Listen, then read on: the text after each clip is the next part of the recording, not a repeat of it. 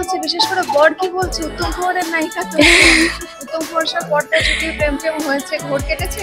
ঘোর কেটেছে, ঘোর একদম কেটেছে। আর বিষয়টা এখন বুঝতে পারছি যে উত্তম কুমারের ক্রেজটা কেন ছিল ওই সময় থেকে শুরু করে এখন, ইনফ্যাক্ট এখনো কেন আছে।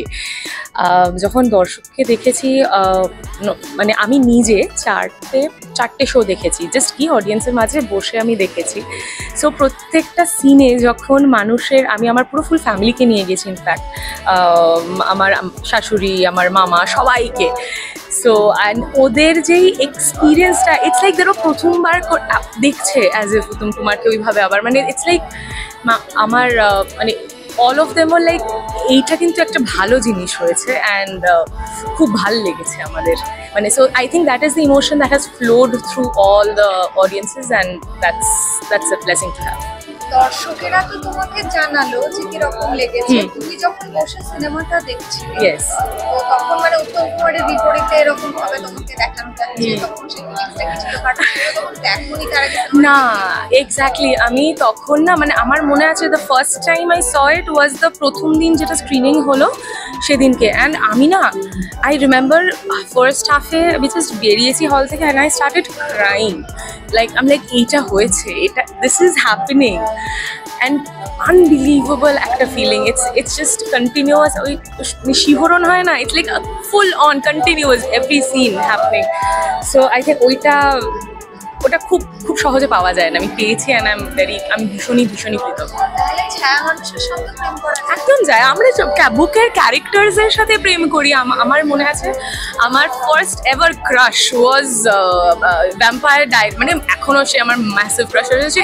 ভ্যাম্পায়ার ডায়েরিজের ইয়েন সোমন হলের যে ডেমন বলে যে ক্যারেক্টারটা প্লে করেছিল, I remember having like head over hills over, আমি কেউ আসলে বলবো এই ও আমার, তুই এরকম করবি। So I have that nostalgia in school when I used to like follow that series. So yeah, কেন হতে পারে না, of course হতে পারে। আমার ডাক কেন আমার ভালো লাগবে না বলো তো? UK is always, আমি এখনো মানে আমি অবভিয়াসলি এখন অত বেশি আর পোস্টার্স শহরের দেয়ালে দেয়ালে দেখতে পাচ্ছি না, কিন্তু মাঝে মাঝে কি জানি না এটা কেন হয়, every time I pass by a poster UK, so it happens, it comes very naturally and as if আমার তো লিটারালি মনে হচ্ছিল যখন প্রথমবার মুভিটা স্ক্রিনিং হচ্ছে তখন I was feeling his presence as if he was just right there, he was watching it right beside me. So dhoti পাঞ্জাবিতে একেবারে অতি উত্তম। হ্যাঁ, ওনাকে সেলিব্রেট করেই তো সব। সো মনে হচ্ছে যে মানে প্রিমিয়ারের দিনও বাংলা শাক করেছিলাম, এখনো তাই ধুতি পাঞ্জাবি পরলাম, জাস্ট ওনাকে ট্রিবিউট দেওয়ার জন্য ওনাকে সেলিব্রেট। 6 বছরের পরিশ্রম, তারপরে আজকেই উদযাপন, কতটা নিজে এনজয় করছেন? প্রচন্ড এনজয় করছি, এটা খুব স্যাটিসফাইং। 6 বছরের যে পরিশ্রম যে ফাইনালি আমরা মানে এটা যে সফল হলো, সেটা যে ফাইনালি হতে পারলো, এটাই একটা বিশাল, খুব ভালো লাগছে। একটা কথা জানতে ভীষণ ইচ্ছে করছে যে স্ক্রিনে তো আপনার অ্যাপিয়ারেন্স থাকে, হ্যাঁ ছবিতে থাকে, তো সেক্ষেত্রে এখানে আপনার লাভ গুরু, আপনার স্বপ্নের একজন মানুষ, তার সঙ্গে স্ক্রিন শেয়ার করতে ইচ্ছে করলো না? আমি কিন্তু ছবিতে আছি খুব ছোট্ট একটা পার্টে, সেটা অনেকে বুঝতে পারিনি, কারণ খুব 1 সেকেন্ডের জন্য বেরিয়ে গেছে। সেটা ওই যখন যে গুলি করে না নকশাল, সে নকশালকে যে পুলিশ ইন্সপেক্টর গুলি করে, সেটা আমি ছিলাম আমি খানিকক্ষণ 1 সেকেন্ডের জন্য। আপনার প্রয়াস সার্থক, ব্যবসার কোটির ঘরে পৌঁছে গেছে, আরো বেশি প্লাস তার সঙ্গে হটস্টারের একটা দারুণ আমরা ডিল পেয়েছি। সো 3rd উইকের মাথায়, মানে 24 দিনের মাথায় আমরা ব্রেক ইভেন করে গেছি। সো এখন তো পুরোটাই প্রফিট। আর একটা খবর আপনাকে দিই, মুম্বাইতে এখন যারা রয়েছেন যেমন বিশ্বজিৎ চট্টোপাধ্যায় আপনার ছবি দেখার জন্য উন্মুখ হয়ে রয়েছে। আমি জানি আমি রাইট, বিশ্বজিৎ চট্টোপাধ্যায় এবং তনুজা, এই দুজনের জন্য আমরা মুম্বাইতে একটা স্পেশাল স্ক্রিনিং করছি। একটা কথা বলো, সবাই এখন এটা জানে যে উত্তম কুমারের যে কণ্ঠস্বর, তার পেছনে অনেকটা কণ্ঠস্বর উত্তমবাবু নিজেরও আছে, প্রায় 25% ভয়েস আছে, 75% আমার আছে। তুমি যে প্রথম যেদিন মানে করেছিলে যে হ্যাঁ আমি উত্তম বাবুর মতন কথা বলতে পারি, সেটা তোমার ফিলিংসটা কেমন ছিল? সে তো বহু বছর আগে, সে তো যখন আমি উত্তম মারা যায় তখন।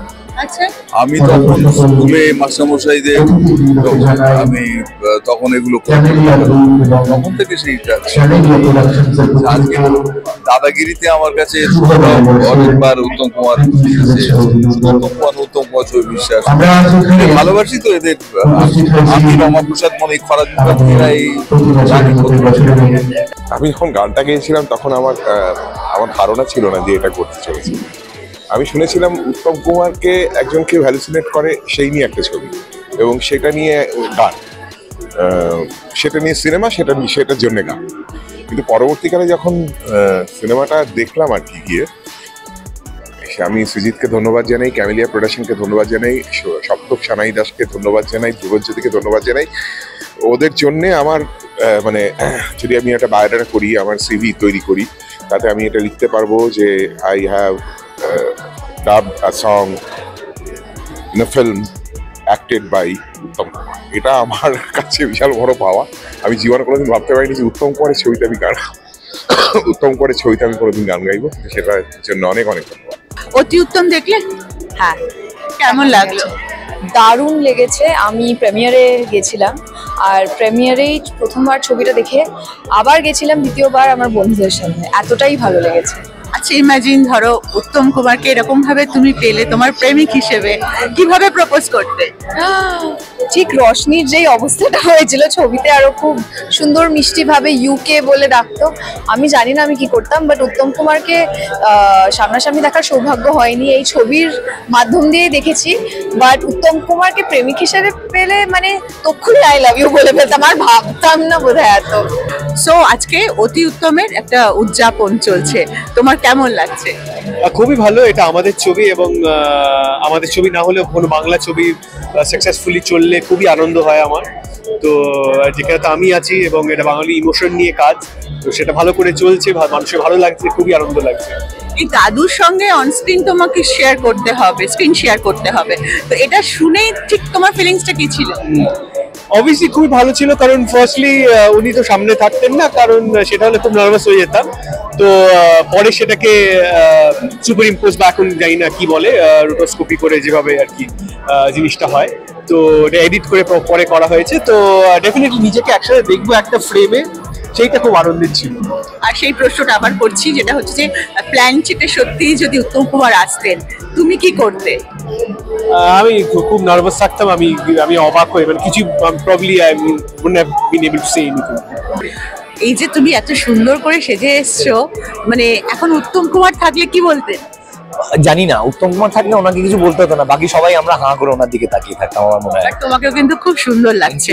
কিন্তু একটা সত্যি কথা বলো, এইভাবে উত্তম কুমার হঠাৎ করে এসে তোমার প্রেমিকাকে নিয়ে চলে গেল, তখন কি রাগ হচ্ছিল, নাকি তুমি ভাবছিলে যে তার জন্য সবকিছুই স্যাক্রিফাইস করা যায়? অসহায় লাগছিল, আচ্ছা, কারণ উত্তম কুমার যেহেতু কিছু করার ছিল না, কিন্তু তারপরে ফেরতও দিয়ে গেলেন, সুতরাং তাই ফাইনালি খুশি হয়েছি। আরেকটা কথা অনিন্দ, অতি উত্তম তোমাকে আর কতটা এগিয়ে দিল? এইটা না, এর পরবর্তীকালে আগামী 1-1.5 বছরে আমি বুঝতে পারবো কতটা অ্যাকচুয়ালি এগোলাম, কিরকম কাজ আসছে, মানুষ আমাকে কিভাবে অ্যাকসেপ্ট করছে, সেইটা বোঝাবে যে অতি উত্তম আমার ক্যারিয়ারে কতটা ইম্পর্টেন্ট মাইলস্টোন। আপাতত দাঁড়িয়ে তো মনে হচ্ছে খুবই ইম্পর্টেন্ট, আরেক ধাপ এগোলো। লেটস সি কিরকম কাজ আসে, তার উপরে যত আমাকে এরপরে দেখতে পাবে ভালো ভালো কাজে, তাহলে বুঝবে নিশ্চয়ই অতি উত্তমের সেই সুফলটা কোথাও কাজে লেগেছে। আর স্বপ্নে কি উত্তম কুমার একদিনও এলেন? স্বপ্নে উত্তম কুমার অনেক আগে এমনিতেও এসেছিলেন, যখন সিনেমাটা করছিলাম বারবার হয়েছিল। বিশেষ করে নায়িকা সংবাদ আমার উত্তম কুমার অন্যতম প্রিয় ছবি।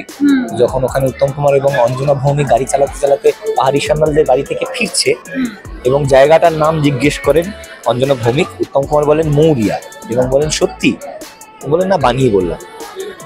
ওই দৃশ্যটা আমার অন্যতম প্রিয় একটা দৃশ্য বাংলা সিনেমা, তো ওই দৃশ্যটা অনেকবারই স্বপ্নে দেখেছি। আর আজকে এই যে উদযাপন হচ্ছে, এটা কতটা এনজয় করছো? খুবই এনজয় করছি। স্বাভাবিকভাবেই যখন একটা কাজ আমরা করি, সেইটার কোনো একটা জায়গায় রেকগনিশন পাই। কিছু কাজে ক্রিটিক্যাল অ্যাক্লেম পাওয়া যায়, কিছু কাজে কমার্শিয়াল অ্যাক্লেম পাওয়া যায়, কিছু কাজে দুটোই পাওয়া যায়।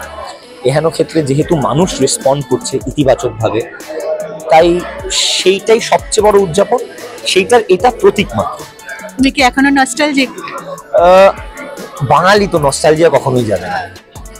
অতি উত্তম এই স্ক্রিপ্টটা যখন দেখলেন মানে প্রযোজক হিসেবে আপনার ঠিক কি মনে হলো?